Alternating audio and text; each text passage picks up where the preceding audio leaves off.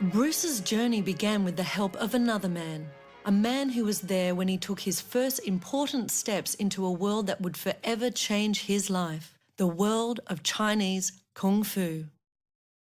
Before Bruce Lee had begun, William Cheung was diligently practicing what is more commonly known to the West as the art of Kung Fu. Today, at 69 years of age, William Cheung personally embodies a tradition that is centuries old as the direct figurehead and grandmaster to thousands of Kung Fu students across the world.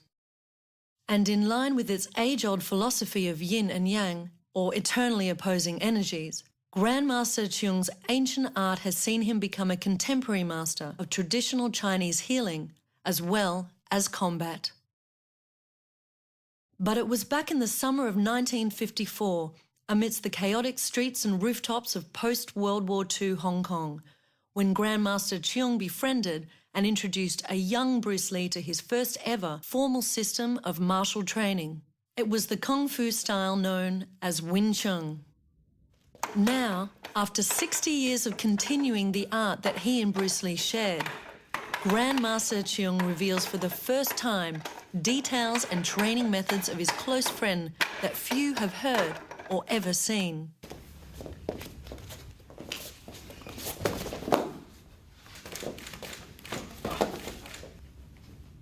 I was interested in martial art ever since I was a little boy because my eldest half-brother, George, alias King Kong, he bullied us. He bullied my brother Matthew and myself, and I always wanted to learn Kung Fu to defend myself.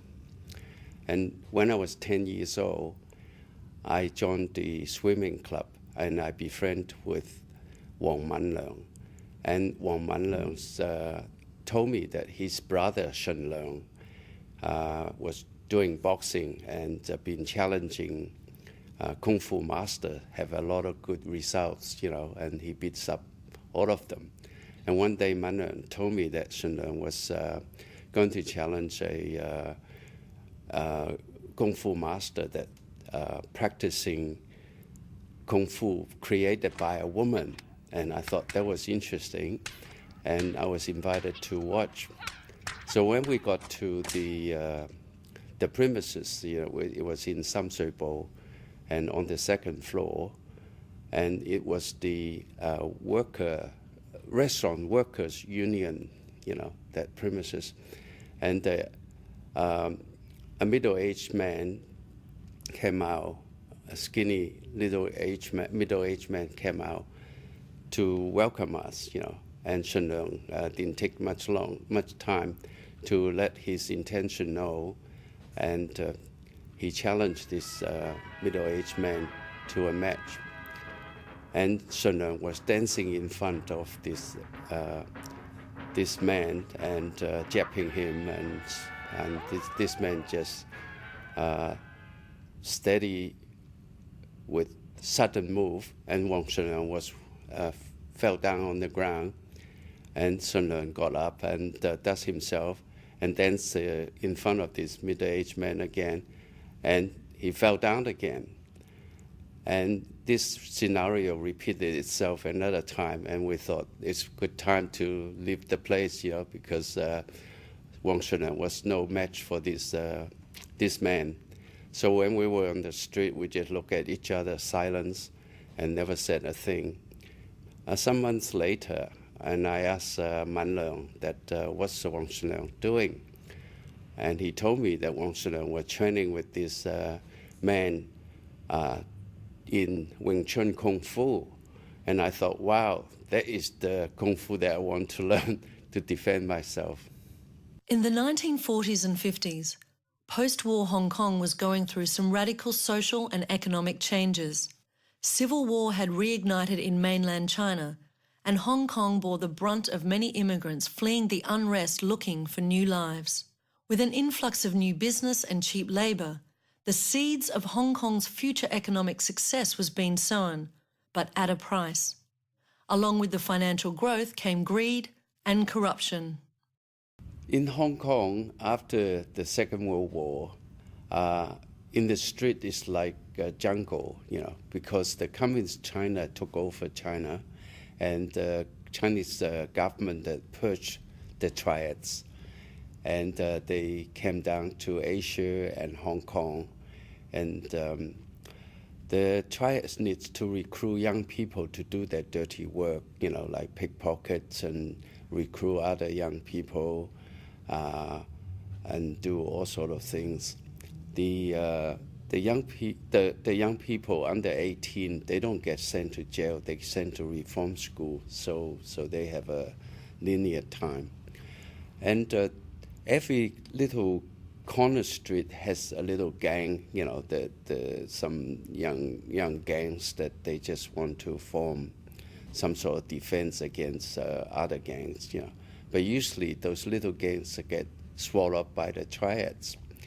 And the triads also like to recruit celebrities and their family, their children, because they command a lot of respect and they can draw a lot of other young people into their gang. So Bruce Lee was one of them.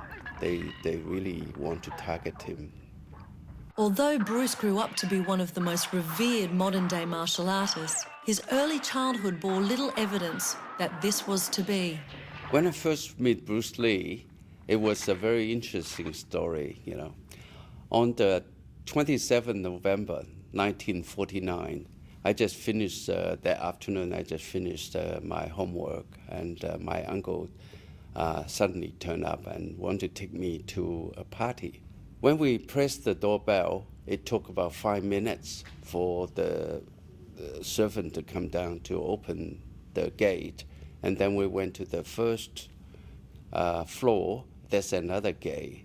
And she opened another gate. And then we went to the second floor. There's 2 gates. And the gate at the top of the stairway, and then also at the landing on the left. Then we got into. And later, I found out from my uncle that because Bruce's father, Li Chun, is a very famous opera star, and also liked to smoke opium, and opium smoking was illegal. So all those gates to deter, to slow down the raids, so that he can put all the contrabandists away. I realized that there was we're going to Li Xiaolong, Bruce Lee's birthday party, the 9th birthday party. And a lot of his friends were there, Little Unicorn, and also a son of the very famous movie stars also there. And the lunch was like a buffet. And so we all take a plate and get some food and go to the other room. But we weren't interested in eating because there were a lot of games there. And when the birthday cake came out, and 9 candles there, and after Bruce blew out the candle, I realized that written on the birthday cake was Little Phoenix. And I realized that it was a little dragon, But later on, I found out that Little Phoenix was the female side of the dragon. And when 13 months before Bruce was born, the family lost a child, and Bruce's family was very superstitious, and got Bruce's ear pierced when he was born, and also gave him a female name, Little Phoenix, to confuse the evil spirit, so the evil spirit does not take this child away. And so in my heart, I saw Bruce's movie in Kid Chong. And in Kid Chong, Bruce was belting up all the bullies, and I thought Bruce was my savior, could teach me a few moves to defend myself against King Kong's bullying. And then later on, Bruce came over and talked to me, and he said, he wasn't too happy. He's really happy to get over his 9th birthday because all this year he had to wear a skirt to go to bed to confuse the evil spirit. And also he went to a primary school. It's also a girls' school. And so on the way home, I was feeling really sorry for this young movie star, Bruce Lee, and dressing up like a little girl and going to girls' school and have to wear a skirt to go to bed.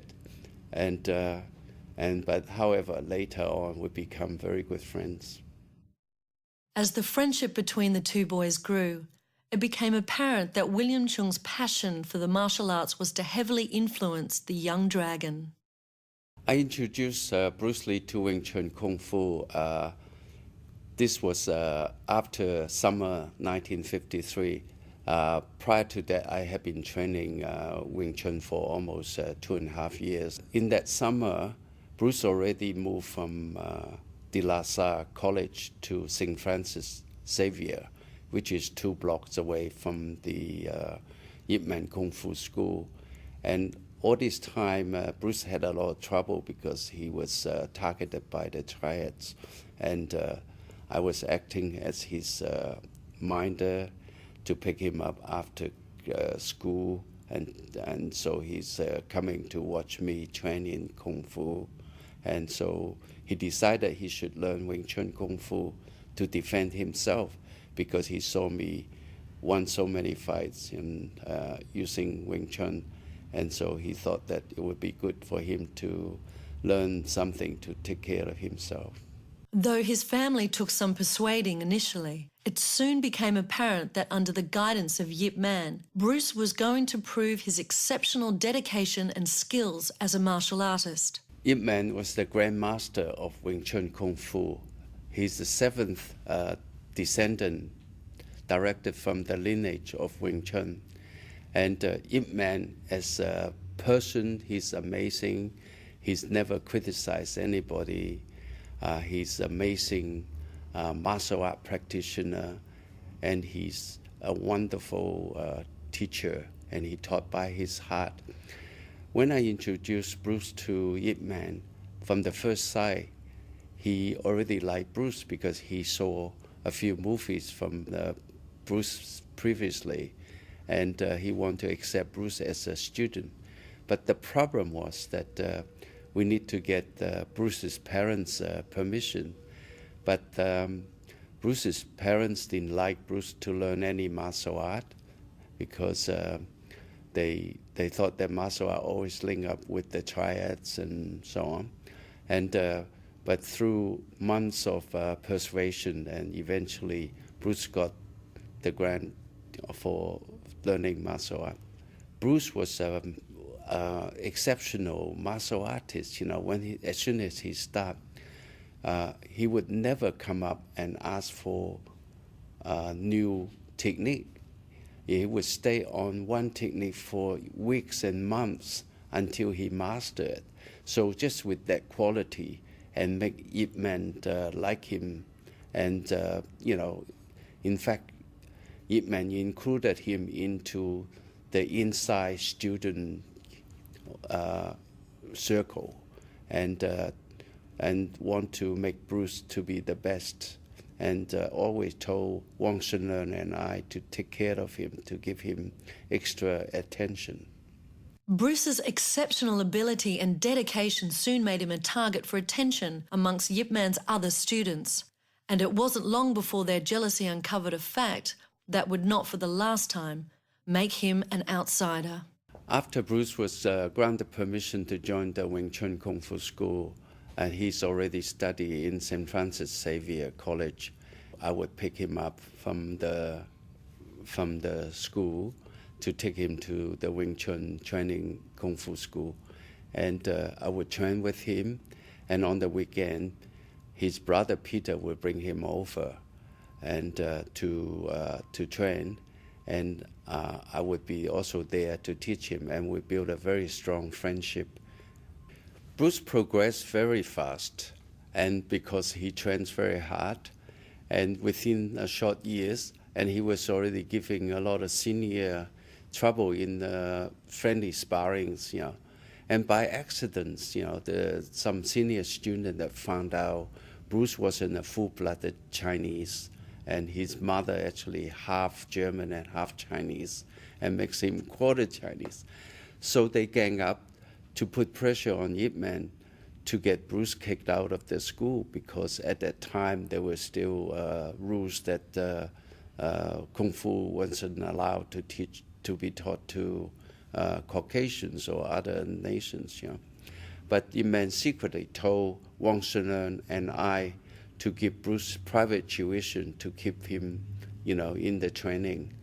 And because Bruce, you would never find another person as dedicated in Wing Chun Kung Fu as Bruce. He would be walking along, he would be doing Hun Sao or Lap Sao or Biu Sao. And sometimes even though when he's eating, he would be doing something with the other hand. And when he's walking in the streets, sometimes he carried 2 dumbbells and doing roll punches. And so that's why, make Bruce progressing so well, and that's why causing him trouble with the senior students. Having discovered his passion, Bruce took a single-minded approach to becoming as good as he possibly could at his chosen art.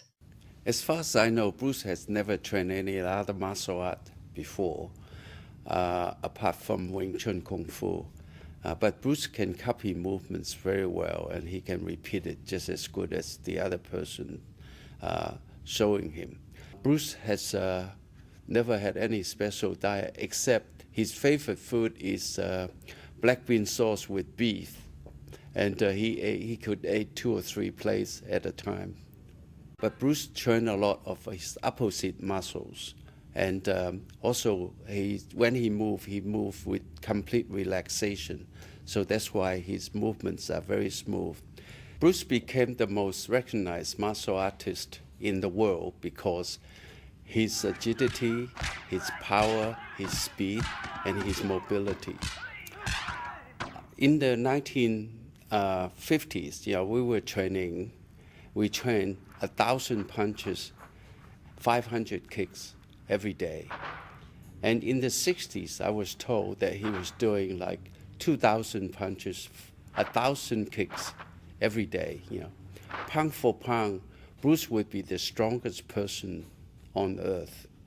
And because Bruce had very high arch, and he could not squat, and he could not walk on his heels. And so he walked on his toes all the time. It made him perfect mobility, perfect agility. Right? In 1958, he won the Cha-Cha championship in Hong Kong. In 1959, before he left for America, he won the boxing championship. And because his accuracy in striking, for all this training that he put in, and his accuracy is amazing. So he could pick out almost a fly in the air and knock it down. So, that is Bruce's trait, and no, I don't think any other martial artist can even come near it. Bruce is so fast because he trained to hit the moving targets. This is how he did it.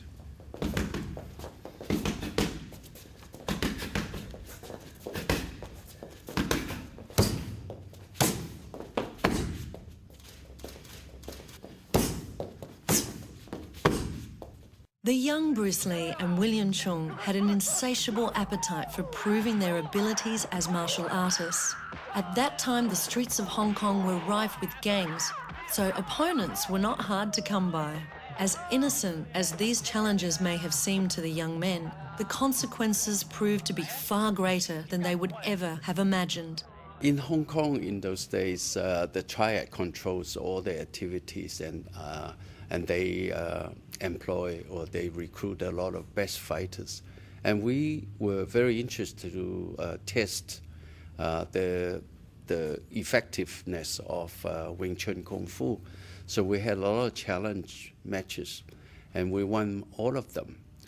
And but the best fighters come from the triads, and when they lost face, and they cannot justified to ask people for protection money. So it affects their business mostly. And the triads are protected by the police are protected by the politician. So in the end of 58, virtually almost every week we have 2 or 3 ambushes, in the street, and they come with knives and samurai swords and so on. And so by the end, they told us that we have to get out of Hong Kong because it's not safe for us, and they determined to get rid of us. Having been forced out of Hong Kong by the triads, William Cheung relocated to Australia, whilst Bruce Lee went in search of his fortune in America. The two men were never to meet again in person, but over the years they kept in regular contact, often discussing their passion for the martial arts and the development of their personal styles. This is one of the letters sent to me by Bruce Lee. Dear William, it has been nearly 10 years now since I have been in the States. And when I sit down some evening, lost in my recollection of my memories, and you are among one of those that often pop up, I sincerely hope you and your family are enjoying the best of everything. During the last 10 years, Chinese martial art has always been a major part of my activities. Though I am now in a new field, the field of acting, my achievements in martial art is most satisfying, and the word Chinese has come in a long way in the circle of martial art due to the fact that all those of the U.S. karate freestyle champs are studying under me. William, I have lost faith in the Chinese classical art, though I still call mine Chinese, because basically all styles are product of land swimming. Even the Wing Chun school. So my line in training is more towards efficient street fighting with everything goes, wearing headgear, gloves, chest guards, shin, knee guards, etc. For the past 5 years now, I've been training the hardest, and for the purpose not just dissipated hit-miss training. I'm running every day, sometimes up to 6 miles. I've named my style Jeet Kune Do. Reason for my not sticking it to Wing Chun because I sincerely feel that this style has more to offer regarding efficiency. I mention all the above because it is a major event in my life and like to fill you in with it. I have been doing good too in the field of acting. I don't know whether or not you have seen my TV series Green Hornet in Australia. Occasionally, I appear on TV and movie. The latest one is a MGM production, Little Sister with James Garner, and that should be released out in a few months. I'm in the process of forming a production company with a few important backers here in States, concentrating on producing martial art movies, TV series, etc. Well, my friend, all is all. That's what happened to me. I don't know whether this will get to you. I hope it will. Anyway, my warmest regard to your family, and do drop me a line, and I would like to hear from you. Your friend, Bruce Lee. In his short life and through his films, Bruce touched millions of people, but it was those he was closest to, like William Cheung and the many celebrities that he worked with, who were fortunate enough to experience his character and humour firsthand. From the description given by his friends, Bruce was regarded as a person really treasured friendship, and he's humorous, vigorous, and diligent. A story given by Van Williams, a co-star in the Green Hornet series, and he said that one day they were in a film shoot, but they really ran out of time and so on, and everybody's tired. And Bruce came out with a funny story and make everybody laugh, relax everybody, and they rejuvenate again. And that is how Bruce treat the Thai situation. Every year in Hong Kong, they set up a fun park, and people will go in there to have fun and play games. And one of the games was that you use a hammer to hit a pet. And the another hammer would run up to measure how much power, your hit is. And if you hit the bell, and you would win a trophy. And Bruce entered in this game, and he swung this hammer so hard that the little hammer that actually broke the bell, and we got chased out of the fun park. Once James Coburn and Bruce were flying from New Delhi to Bombay to look for a location for his new film, Silent Flute. And during the flight, and Bruce was hitting a pet with his right hand for over an hour. And then he repeated with his left hand. And James Coburn said, "Hi, my friend, would you please stop?" And Bruce said, "No, I can't stop. I had to keep practicing."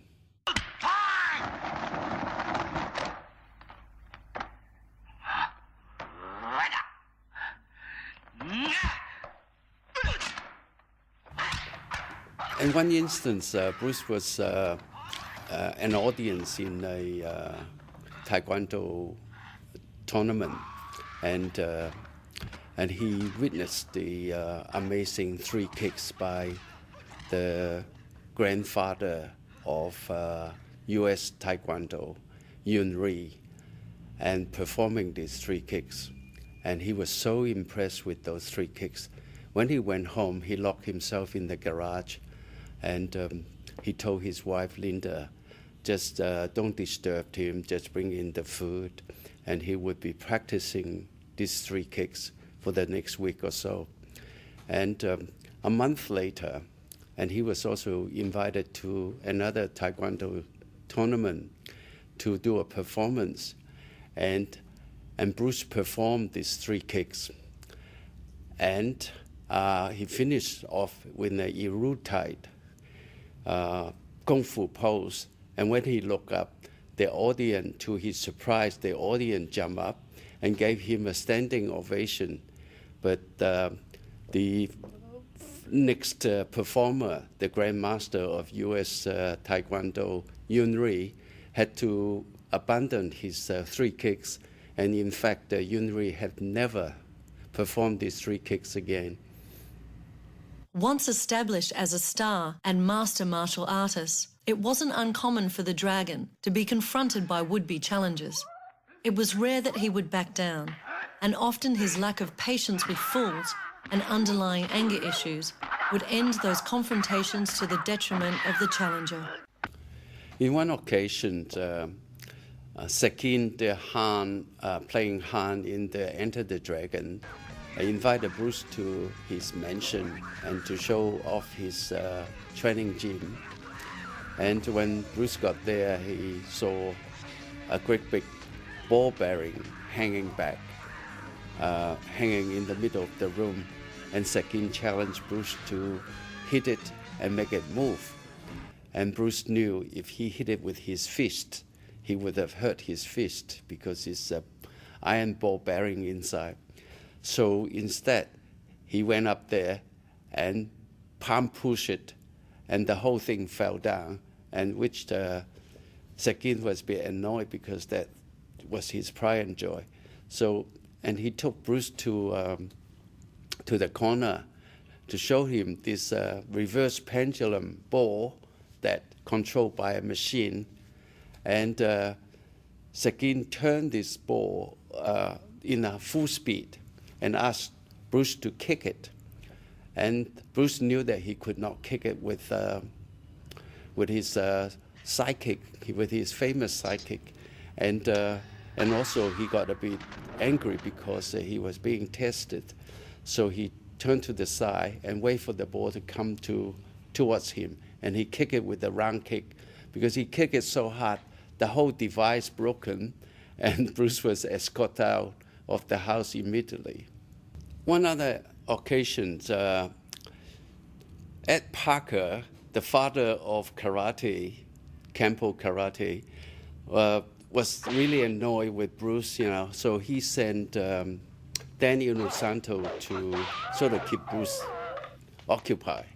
And Dan Inosanto was in the Navy at that time, and on his day off, he just hung around with Bruce, and they went to a restaurant that night.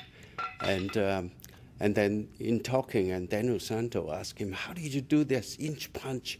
And you send people, feet away, with just little movement. And Bruce said, okay, after dinner, we go out and I show you. So Bruce, because they couldn't find a phone book, Dan Inosanto say, oh, look, don't worry, I'm a tough guy, you can just do it on my chest.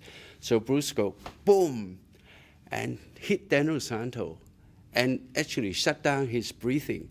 And he was leaning there, on the lamppost, and two ladies just walked past by and say, look at those sailors, you're always drunk. And they didn't know Dan Inosanto was knocked down by an inch punch, On other occasion, Grandmaster of Aikido was scheduled to appear on TV interview and demonstrations. And he's famous for his unbendable arm. So he would put his arm stretched out on the other person's shoulder and challenge the other person using two arms to pull it down. But no one ever, because he had amazing power, as no one ever could pull this arm down. So he ran into Bruce in the changing room, and after they introduced each other, and he said, I heard of you, Bruce, but I got this unbendable arm. Could you, he placed his arm on Bruce's right shoulder. Could you bend it with both arms, or whatever you want to do? So Bruce looked at it and punched him in the chest and pulled the arm down and broke two of his ribs, and he had to rush to the hospital and missed out his TV interview.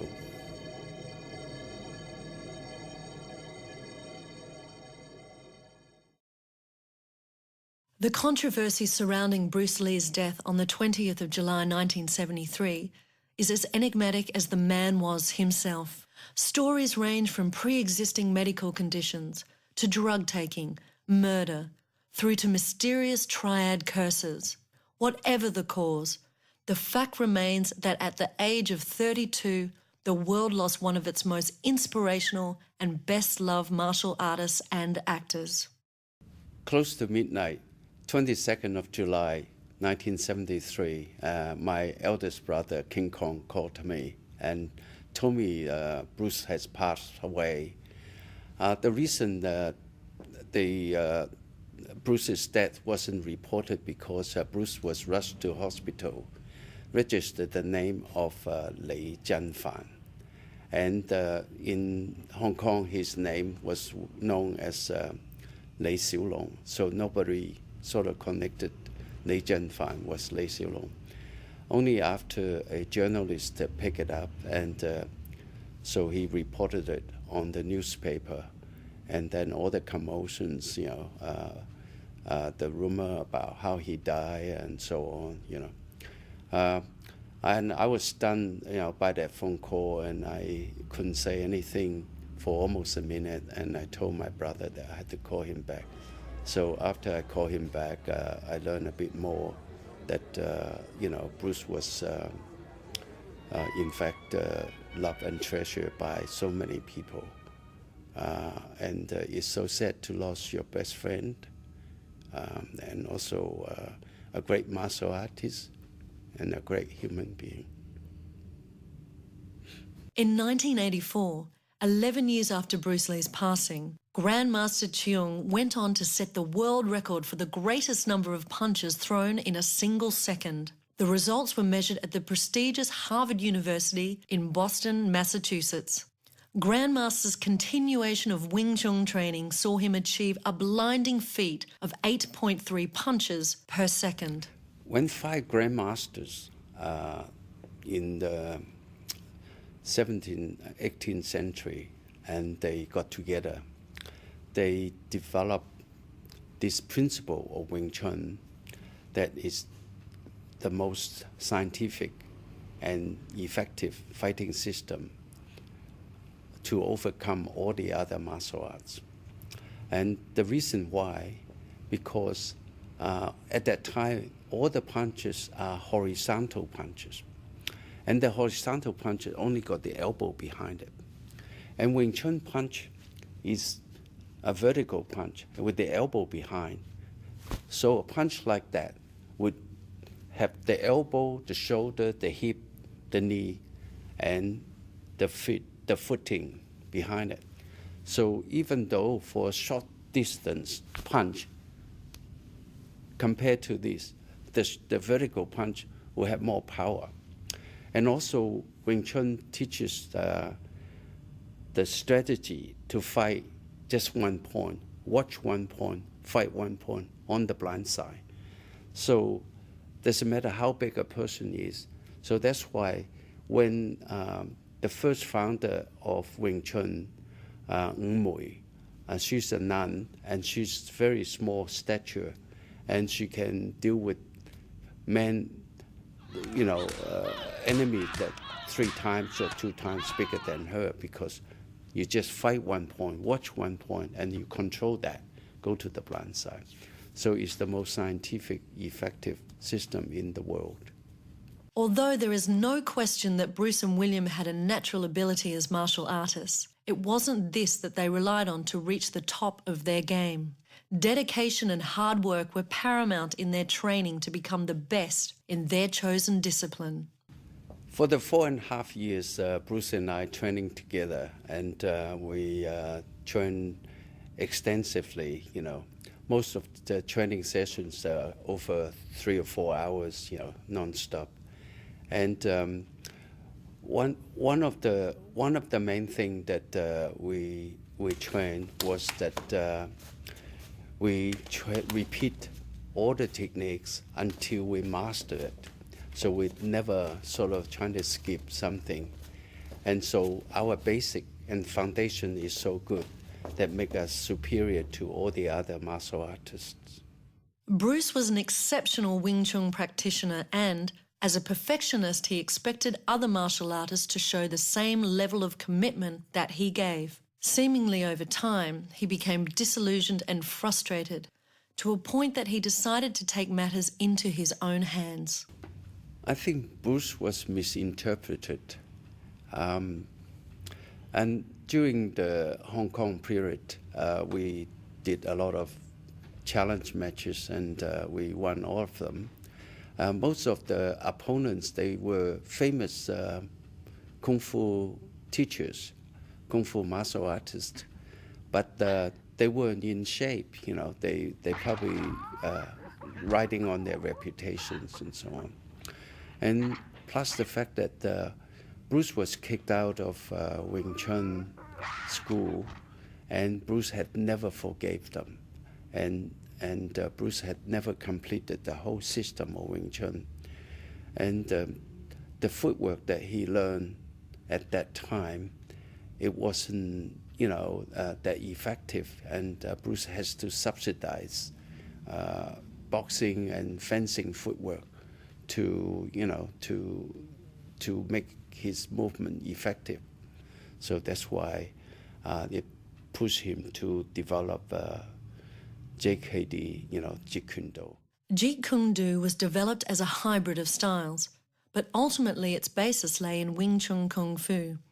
and it was Bruce's unfathomable ability in the classic art that made his new style so formidable. What is this thing you do? In Cantonese, Jeet Kune Do, the way of the intercepting fist. Intercepting fist, huh? Or foot. Come on, touch me. Any way you can. You see? To reach me, you must move to me. Your attack offers me an opportunity to intercept you. In this case, I'm using my longest weapon, my sidekick, against the nearest target, your kneecap. This can be compared to your left jab in boxing, except it's much more damaging. I see.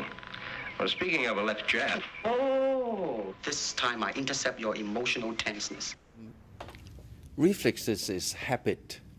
And Bruce and I train hours and hours on Chi Sao, which is close quarter contact reflexes training, and also close quarter visual reflexes training. Those reflexes, those habits will stay with the person forever.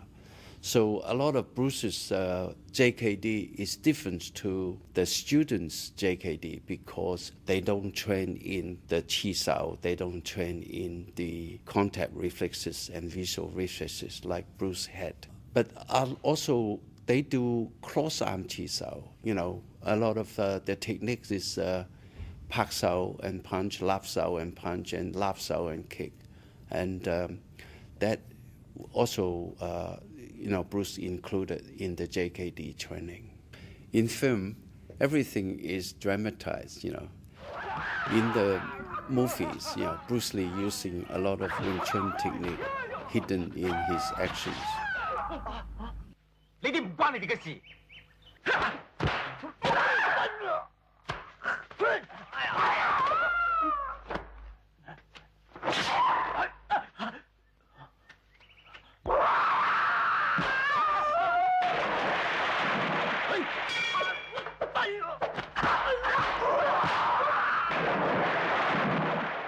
Grandmaster Cheung shows just how much of the original art of Wing Chun remained in his friend's movie choreography. This drill is called cross-arm Chi Sao. Bruce Lee used this technique in many of his movies.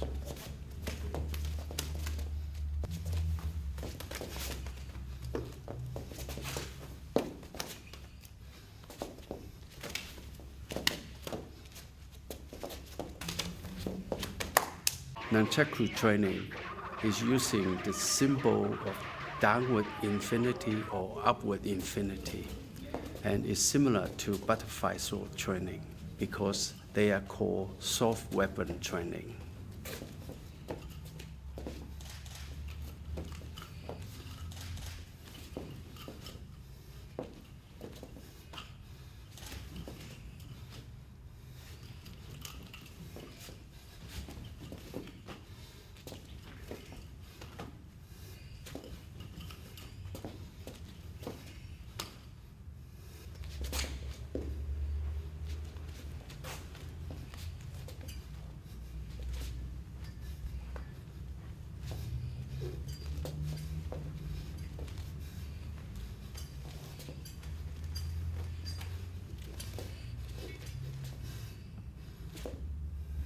Now I will demonstrate some other technique Bruce used in many of his movies.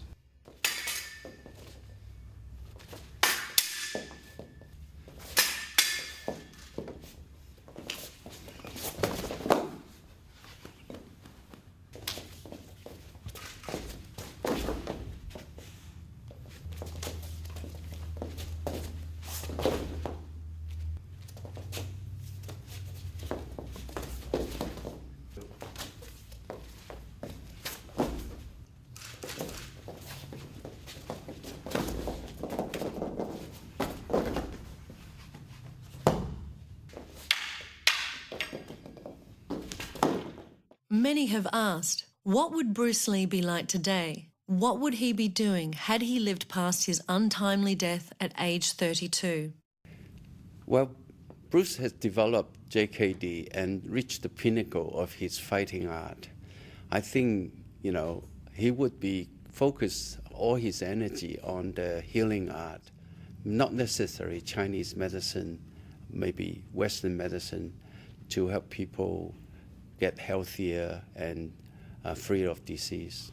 I think the most positive message Bruce Lee brought to the world is that with his own experience, when he grew up, he's in his early teens, he was skinny, he was always bullied. And then after he joined up Wing Chun, he so dedicated and determined, and he transformed himself to be the best fighter in the world and best martial artist in the world. And he inspired many, many people and also helped them to realize their dreams. As an inspiration and icon, as a creative thinker and a human being, Bruce Cheung Fan Lee blazed trails across physical and cultural frontiers in ways never before achieved. His amazing life followed the script of his Chinese horoscope, which destined him to lead and overcome. William Cheung Chun was also born in the very same year as Bruce Lee. Without his training, teaching, and input, Bruce Lee may never have realized all that he became. Because when it came to martial arts and kung fu, it is important to remember, it is the dragon who first followed the Grandmaster. The fondest memory of Bruce Lee was one instance that we were training on the roof, and it was a very hot day, and we trained very hard, hours, and then we decided to take a breath and walk around the roof. We discovered a young painter with glasses lying in the shade having a nap. And Bruce, without thinking, he just picked up the paintbrush, painted his glasses red, and yelled, "Fire, fire, fire." So the young painter jumped up and thought the whole building was on fire because he was behind the painted red glasses. And we had to rescue him because he really fell out of the roof. The look of Bruce, it was just the fondest memory I had because he's such a jester and he's such a friend, and we spent so many wonderful memory and activities together.